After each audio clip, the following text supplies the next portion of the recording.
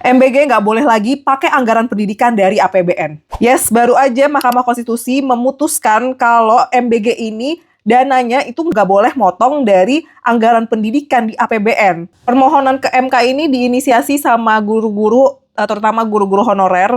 Mereka minta kalau sebenarnya MBG ini inkonstitusional.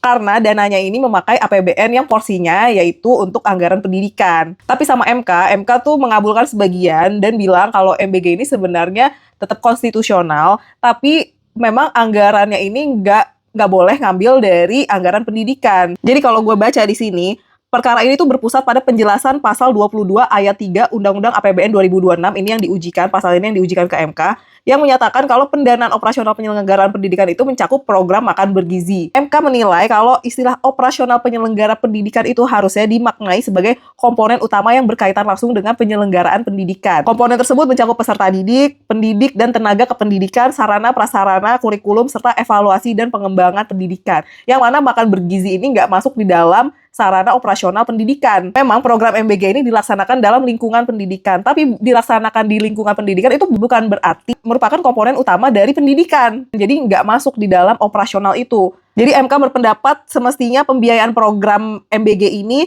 ditentukan secara tersendiri dan secara khusus di luar anggaran pendidikan yang telah diprioritaskan untuk operasional penyelenggaraan pendidikan. Jadi MBG nggak boleh pakai anggaran pendidikan dari APBN dan itu paling lambat harus dilaksanakan di tahun 2028, di APBN 2028, karena 2026 udah berjalan dan 2027 sedang dibahas. Walaupun ini berlaku untuk di APBN 2028, tapi di anggaran 2027 memang kalau misalnya MBG masih mau pakai APBN, itu porsi anggaran pendidikan tetap harus di atas 20%. Nggak boleh dipotong untuk MBG. Gue setuju dengan putusan MK ini, memang harusnya makan bergizi itu nggak motong anggaran pendidikan, karena pendidikan di Indonesia aja tuh masih belum maksimal gitu dengan dana tersebut, yang mana tuh 20% dari APBN.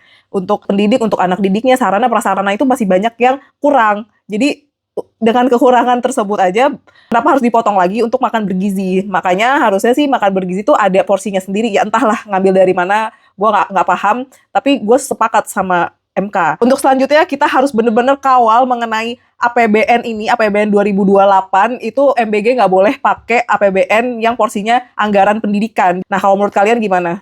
Coba deh komen.